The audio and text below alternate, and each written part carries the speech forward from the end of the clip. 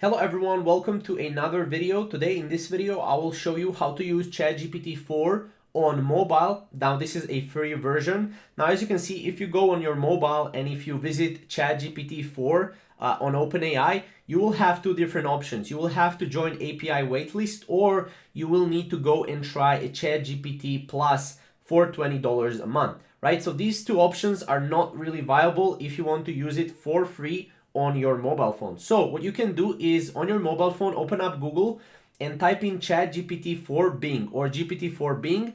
Go to the first link right here.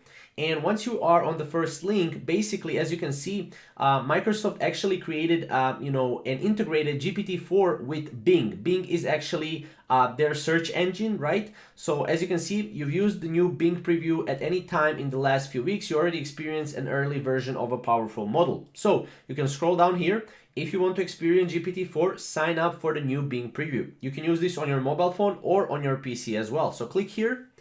And here you will be able to actually experience GPT-4 already if you want to just try it out, right?